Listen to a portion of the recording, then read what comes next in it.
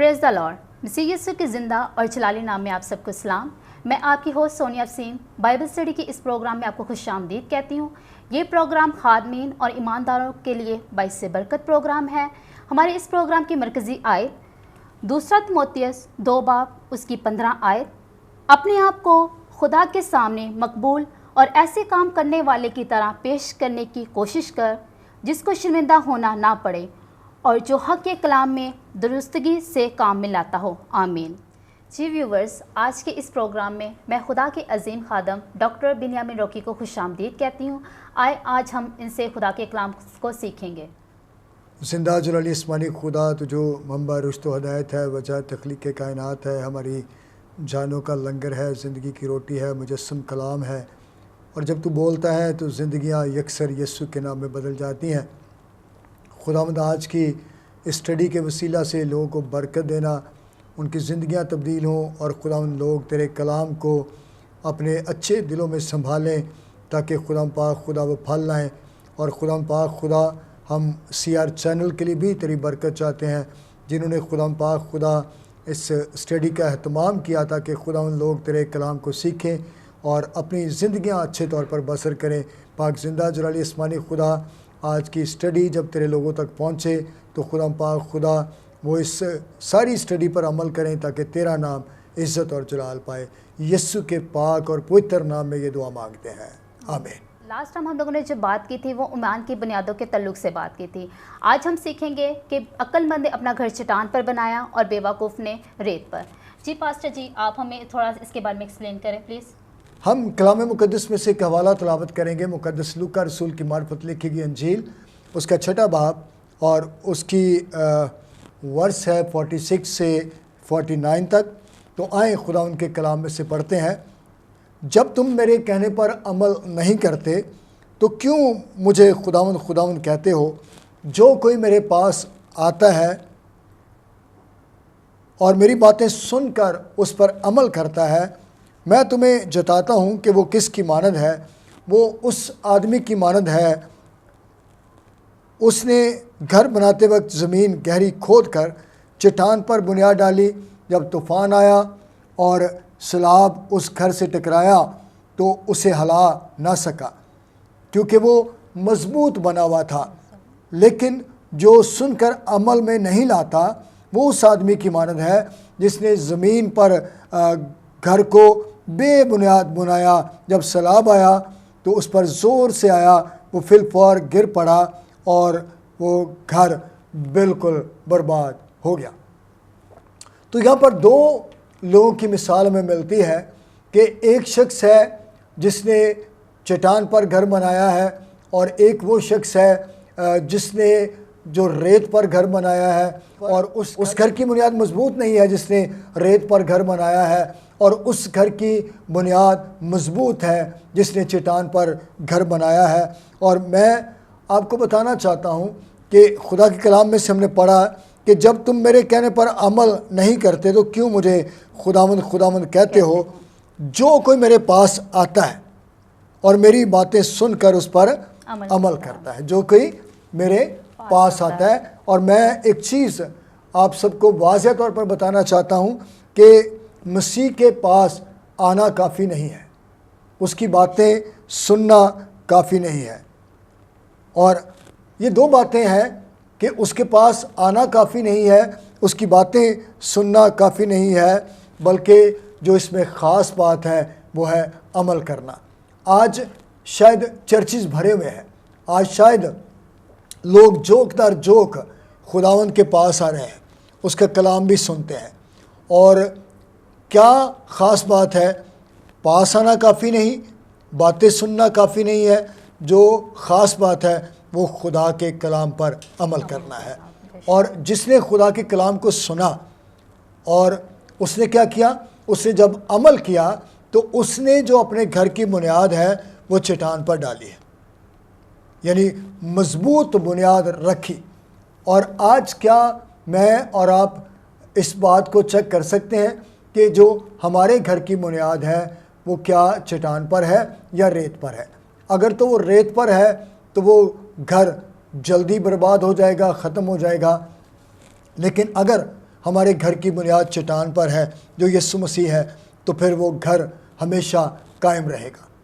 اسی طرح ہماری ایک اسپرچل لائف ہے، اگر تو ہم اس کی جو بنیاد ہے وہ مضبوط رکھتے ہیں تو پھر ہم بڑی بلندی تک جا سکتے ہیں اور خدا ہمیں بہت زیادہ استعمال کرے گا۔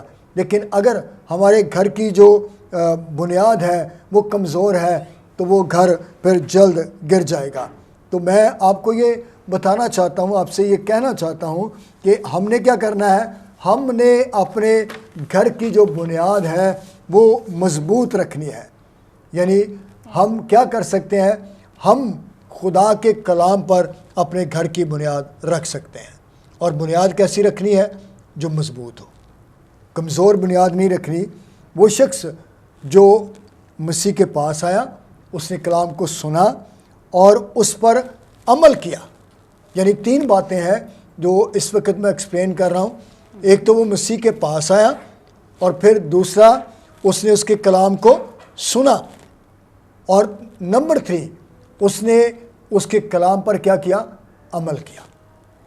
تو ایسا جو شخص ہے جو مسیح کے پاس بھی آتا ہے اور اس کی باتیں بھی سنتا ہے اور اس پر عمل کرتا ہے، اس کی جو بنیاد ہے وہ بہت مضبوط ہے۔ اور ایسا جو شخص ہے وہ غور کریں کہ وہ کسی جگہ مات نہیں کھا سکتا۔ اچھا پاسٹر صاحب، I have a question for you. دونوں نے اپنے گھر تو بنائے لیکن ان کا ٹیسٹ کیسے ہوا؟ آپ نے بڑا اچھا کویسچن کیا کہ واقعی جو عقل مند ہے اس نے بھی اپنا گھر بنا لیا، اور جو بیوقوف شخص ہے اس نے بھی اپنا گھر بنا لیا۔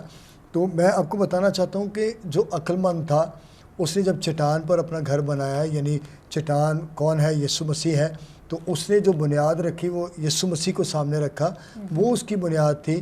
اور جس نے ریت پر گھر بنایا، شاید انسانی نقطہ نگاہ کو اس نے سامنے رکھتے ہوئے اس گھر کی تعمیر کی، یا کئی دفعہ مذہبی بنیادوں پر بھی گھر بنانے کی کوشش کرتے ہیں۔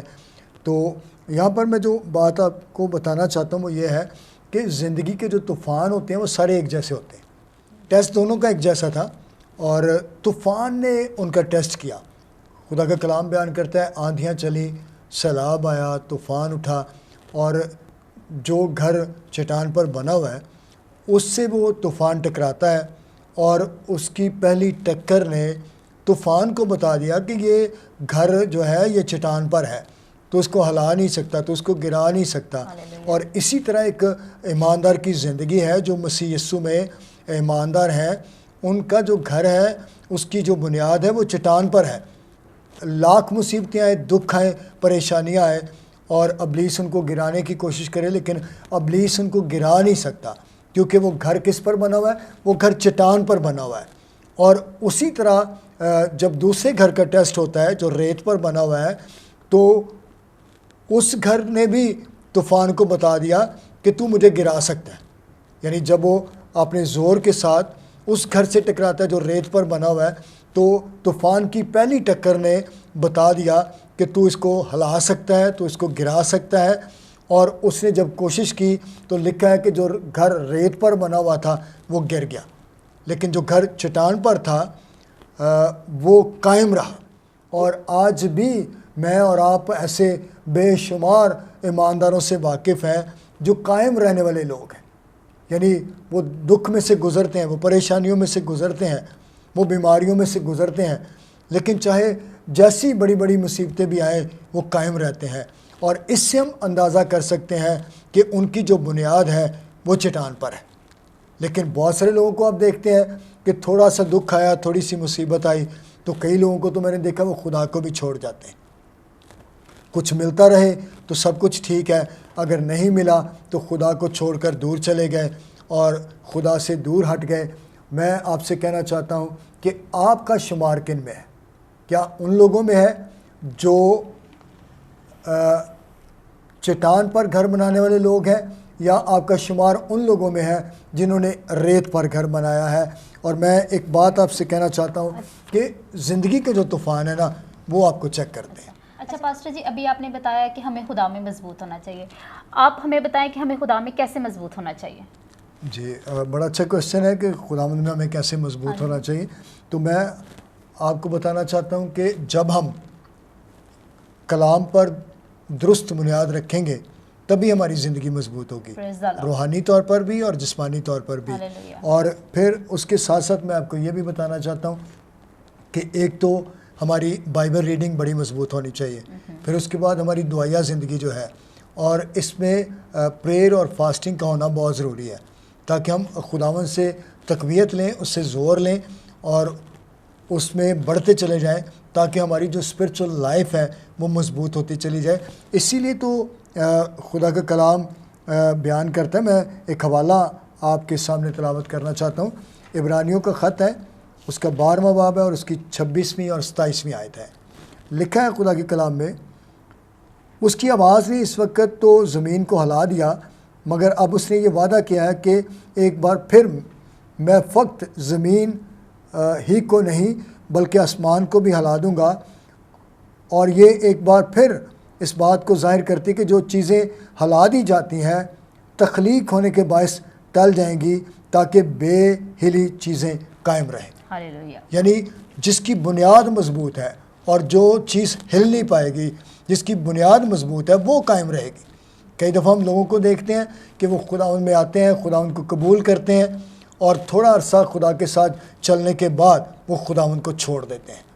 تو جس کی بنیاد مضبوط ہے وہ ہمیشہ خداوند میں قائم رہتا ہے اور اس میں مضبوط رہتا ہے، اور خدا کے ساتھ چلنا، خدا کے کلام کو پڑھنا، دعا کرنا، اس کے ساتھ رفاقت رکھنا، خدا کے لوگوں کے ساتھ رفاقت رکھنا، اچھی رفاقت میں بیٹھنا ہمیں خداوند میں اور مضبوط سے مضبوط بناتا چلا جاتا ہے اور ہم خداوند میں ترقی کرتے چلے جاتے ہیں۔ اور ایک بات یاد رکھیں کہ بنیاد کی بڑی اہمیت ہے، کسی بھی چیز کی بنیاد کی بڑی اہمیت ہے، اور اسی طرح ہماری اسپرچول لائف کی جو فاؤنڈیشن ہے اس کی بھی بڑی اہمیت ہے۔ اگر تو وہ فاؤنڈیشن مضبوط ہے تو ہم ایک بڑی اچھی زندگی بسر کریں گے، پھر نہ تو ہمیں طوفان ہلا سکتے ہیں، نہ ابلیس ہلا سکتا ہے، نہ ابلیس کی فوجیں ہلا سکتی ہیں۔ ہاں، ایک بات کو ہم نے یاد رکھنا ہے کہ ہم نے ہمیشہ خداوند میں کیا رہنا ہے؟ قائم رہنا ہے۔ Hallelujah, hallelujah. اس میں قائم رہنا ہے تاکہ ہماری جو بنیاد ہے وہ مضبوط پروف ہو، ہاللویہ۔ اور ہماری بنیاد سے پروف ہو کہ ہم نے چٹان پر بنیاد رکھی ہے۔ اچھا پاسٹر جی، میرا آپ سے دوسرا سوال ہے، درست روحانی بنیاد کو قائم کرنے کے لیے کیا اقدامات ہیں؟ آپ کا بہت اچھا کوشچن ہے، اور یہ جو آپ نے اقدام کی بات کی تو میں اس کے تعلق سے بتانا چاہتا ہوں کہ اصل میں جو ایمان کی بنیادیں ہیں اس میں پانچ چیزیں اکاؤنٹ ہوتی ہیں۔ نمبر 1 مردہ کاموں سے توبہ، نمبر 2 خدا کی جانب ایمان، اور نمبر 3 لوگوں پر ہاتھ رکھنا، اور پھر چوتھے نمبر پر ہم دیکھتے ہیں مردوں کی قیامت، اور پھر 5ویں نمبر پر ابدی عدالت۔ یہ 5 چیزیں ہیں جن پر مسیحیت کی بنیاد ہے، اور اگر یہ 5 چیزیں قائم نہ رہیں تو ہماری بنیاد مضبوط نہیں ہو سکتی۔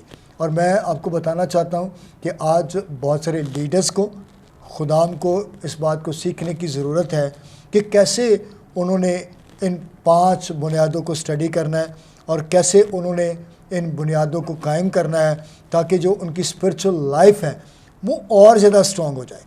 اور پہلے نمبر پر میں جس چیز کو بیان کرنا چاہ رہا ہوں وہ ہے مردہ کاموں سے توبہ۔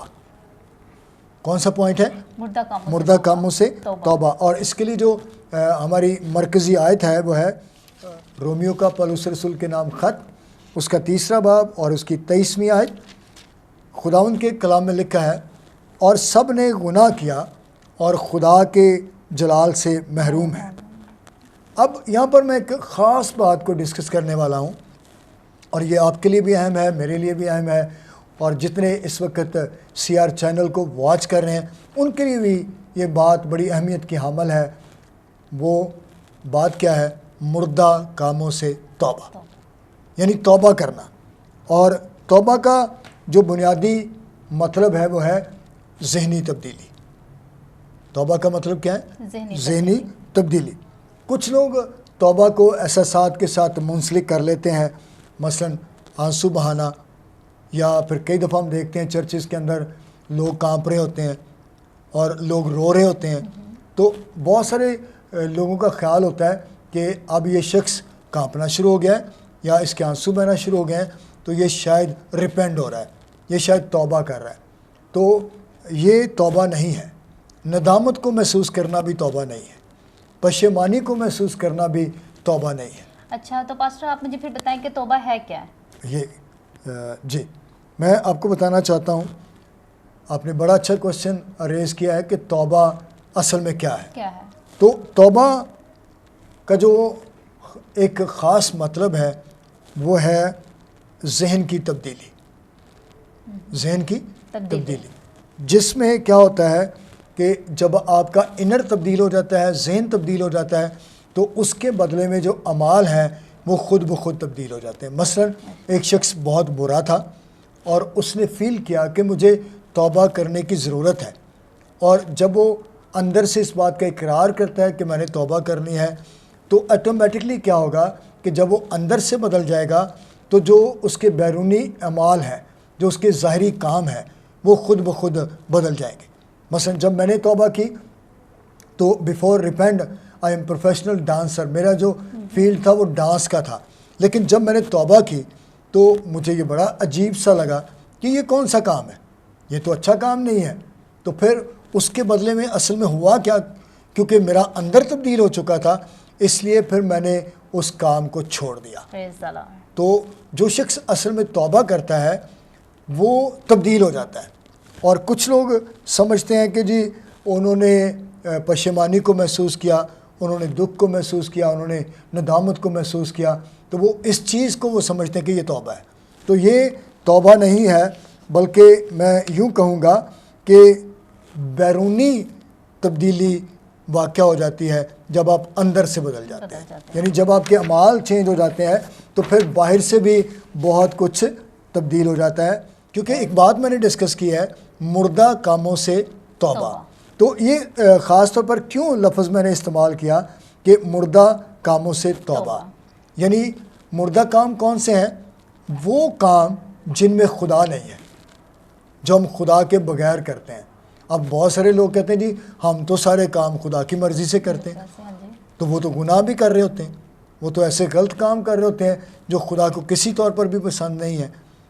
تو مردہ کام وہ ہے جو ہم خدا کے بغیر کرتے ہیں اور جن میں خدا نہیں ہوتا.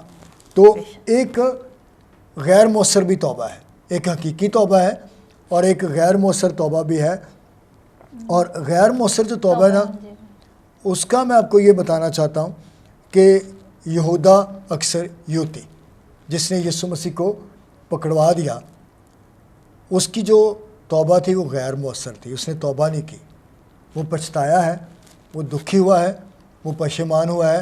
اور جب ہم بائبل مقدس کا مطالعہ کرتے ہیں تو متی کی انجیل اس کے 27ویں باب کی 3 اور 4 ورس میں لکھا ہے, جب اس کے پکڑوانے والے یہودا نے یہ دیکھا کہ وہ مجرم ٹھہرایا گیا ہے تو پچھتایا, اور وہ 30 روپے سردار کاہنوں اور بزرگوں کے پاس واپس لایا اور کہا میں نے گناہ کیا کہ بے قصور کو قتل کے لیے پکڑوایا.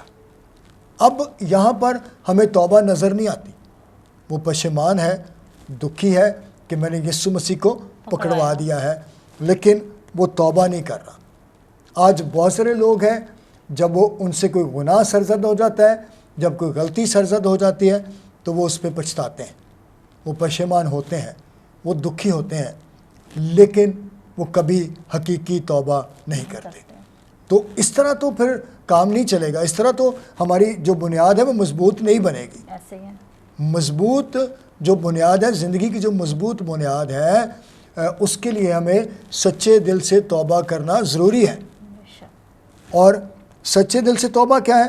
جس میں اعمال خود بخود تبدیل ہو جاتے ہیں. ہم جانتے ہیں بہت سارے ایسے لوگوں کو, بہت ساری گواہیاں ہمارے سامنے ہیں کہ ان لوگوں نے جب خدا یسوع مسیح کو سچے دل سے قبول کیا ہے تو وہ ٹوٹلی بدل گئے. ان کا رہن سہن, ان کا اٹھنا بیٹھنا, ان کا بات چیت کرنا سب تبدیل ہو گیا. یعنی ٹوٹلی ان کی لائف جو ہے وہ تبدیل ہو گئی ہے. تو توبہ کے بعد اصل میں لائف کا چینج ہونا بڑا ضروری ہے. اور میں نے آپ کو یہودا اسکریوتی کی مثال دی. اس کے بعد پھر ہمیں عیسو کی بھی مثال ملتی ہے۔ میں یہاں پر عیسو کی مثال بھی دینا چاہتا ہوں۔ اگر ہم خدا ان کے کلام کا مطالعہ کریں، عبرانیوں 12ویں باب کی 17ویں آیت کا، تو وہاں پہ لکھا ہے کیونکہ تم جانتے ہو کہ اس کے بعد جس نے برکت کا وارث ہونا چاہا تو منظور نہ ہوا، چنانچہ اس کو نیت کی تبدیلی کا موقع نہ ملا، گو اس نے آنسو بہا بہا کر اس کی بڑی تلاش کی۔ عیسو نے کیا کیا؟ اس نے اپنے پلوٹے ہونے کے حق کو بیچ ڈالا، اور کیا اس نے لیا؟ ایک عوض کے لیے کھانا، روٹی اور مسور کی دال، اور اس نے اپنے پلوٹے ہونے کا حق بیچ دیا، اور خداوند کو یہ بات پسند نہیں آئی۔ عیسو جو ہے وہ بعد میں بڑا رنجیدہ ہوا، وہ چلایا اور اس نے آنسو بھی بہائے۔ تو کئی دفعہ کیا ہوتا ہے کہ ہم جب وقت کو نکال دیتے ہیں، وقت جب نکل جاتا ہے، پھر چاہے ہم آنسو بہاتے رہیں، چاہے ہم پچھتاتے رہیں، پھر کوئی فائدہ نہیں ہوتا، اور اس کو بھی کوئی فائدہ نہیں ہوا۔ اس نے آنسو بہائے ہیں اور اس نے برکت کا وارث ہونا چاہا ہے، لیکن پھر خدا کو منظور نہیں ہوا۔ تو آج وہ بہت سارے لوگ جو خدا سے دور زندگیاں بسر کر رہے ہیں، یا ان کا رشتہ خدا کے ساتھ ٹھیک نہیں ہے، ان کو کیا چاہیے؟ ان کو چاہیے کہ وہ مردہ کاموں سے توبہ کریں۔ توبہ بہت ضروری ہے، اور مردہ کاموں کو میں بتا چکا ہوں کہ مردہ کام کون سے ہیں؟ جن میں خدا نہیں ہے، جو آپ خدا کی مرضی کے بغیر کرتے ہیں۔ اور اگر مردہ کام ہماری زندگی میں ہے، یعنی وہ اعمال ہماری زندگی میں ہے جو ہم خدا کی مرضی کے مطابق اعمال سر انجام نہیں دیتے، تو وہ میرے عزیزو مردہ کام ہے، اور مردہ کام جب ہم کرتے ہیں تو پھر ہم اس کی سزا بھی پائیں گے۔ اور غور کریں کہ ہم نے کیا کرنا ہے؟ ہم نے ایک کام کرنا ہے، ہم نے توبہ کرنی ہے۔ کیسی توبہ کرنی ہے؟ رسمی نہیں، بلکہ ہم نے سچی توبہ کرنی ہے اور خدا کے ساتھ چلنا ہے۔ جتنا زیادہ ہمارا رشتہ خدا کے ساتھ مضبوط ہوگا، اتنا زیادہ ہم خدا میں بڑھ سکتے ہیں، اتنی زیادہ ہم ترقی کر سکتے ہیں۔ اور ہم سب جو اس وقت ایمان کی بنیادوں کو اسٹڈی کر رہے ہیں، اور آج ہم پہلی چیز کو سیکھ رہے تھے، مردہ کاموں سے توبہ۔ تو میں یہاں پر ایک چیلنج رکھنا چاہتا ہوں، یہ میرے لیے بھی موجود ہے، آپ کے لیے بھی یہ چیلنج موجود ہے کہ کیا ہم نے واقعہ ہی سچی توبہ کی ہے؟ اگر تو سچی توبہ کی ہے تو پھر ہماری جو بنیاد ہے وہ مضبوط ہے۔ اور اگر ہم محض رسمی طور پر یا لوگوں کو دھوکہ دینے کے لیے یا پھر چرچ کو دھوکہ دینے کے لیے یہ کام کر رہے ہیں، تو پھر اس کا کوئی فائدہ نہیں ہوگا۔ ہمیں چاہیے کہ ہم سچے دل سے خداوند کو اپنا شخصی نجات دہندہ قبول کریں، سچی توبہ کریں، اور خداوند کے ساتھ اپنے رشتے کو بہت زیادہ مضبوط کریں۔ ایک اٹوٹ رشتہ ہمارا خدا کے ساتھ قائم ہو جانا چاہیے۔ اچھا پاسٹر صاحب، آپ توبہ کے تعلق سے بات کر رہے تھے، تو میرے ایک ذہن میں ایک ورس آئی، میں آپ کو اس کے ساتھ شیئر کرنا چاہتی ہوں۔ رومیو 5 باب اس کی 12 آیت، بس جس طرح ایک آدمی کے سبب سے گناہ دنیا میں آیا اور گناہ کے سبب سے موت آئی، اور یوں موت سب آدمیوں میں پھیل گئی، اس لیے کہ سب نے گناہ کیا۔ جی، بڑی اچھی ورس آپ نے تلاوت کی ہے کہ سب نے گناہ کیا۔ تو جب نسل انسانی سے گناہ سرزد ہو گیا اور سب نے گناہ کیا، تو سب کو توبہ کی ضرورت ہے۔ یعنی ہر لیول پر ہر انسان کو توبہ کی ضرورت ہے، اور خداوند نے ایک ہمارے لیے بڑا خوبصورت راستہ فراہم کیا ہے۔ خدا نے اپنے بیٹے کو بھیجا ہے جس کا نام یسوع مسیح ناصری ہے۔ ہمیں اس کی وجہ سے خدا کے سامنے جانے کی دلیری ہے، اور اس نے ہمیں وہ نام بخشا ہے جو سب ناموں سے اعلیٰ ہے، جس کے سامنے ہر ایک گھٹنا جھکتا ہے، خواہ آسمانیوں کا ہو یا زمینیوں کا یا پھر زمین کے نیچے والوں کا۔ اور کیا خوبصورت اعلیٰ نام ہے، اس کے بغیر چھٹکارا نہیں ہے۔ اور ہم دیکھیں گے نیکسٹ ایپیسوڈ میں گناہ کے تعلق سے کہ گناہ کو جو مختلف نام دیے گئے ہیں وہ کس طور پر لوگوں کی زندگی میں کام کرتا ہے، کس طور پر گناہ لوگوں کی زندگی میں آیا، اور اس کو ہم ڈیٹیل میں بھی سیکھیں گے۔ لیکن ابھی جو بات ہم سب کے لیے اہم ہے وہ ہے کہ ہم توبہ کریں، یسوع مسیح پر سچے دل سے ایمان لے آئیں، تاکہ یسوع مسیح کا نام ہم سب کی زندگی سے عزت اور جلال پائے۔ اور میری تمام دیکھنے والوں سے گزارش ہے کہ ہمیں آج خدا نے موقع فراہم کیا ہے کہ ہم سچے دل سے خداوند کو اپنا شخصی نجات دہندہ قبول کریں، سچے دل سے ایمان لائیں، سچی توبہ کریں، تاکہ خداوند کا نام ہم سب کی زندگیوں سے عزت اور جلال پائے۔ اور آج ہم سب کو مردہ کاموں سے توبہ کرنے کی ضرورت ہے۔ جی ناظرین، میں ایمان رکھتی ہوں کہ آپ نے اس کلام کے وسیلہ سے بڑی برکت پائی ہے۔ آپ ہمیں اپنی دعاؤں میں یاد رکھیں تاکہ اس چینل کے وسیلہ سے خدا کا کلام بڑھے اور ترقی کر سکے۔ God bless you all.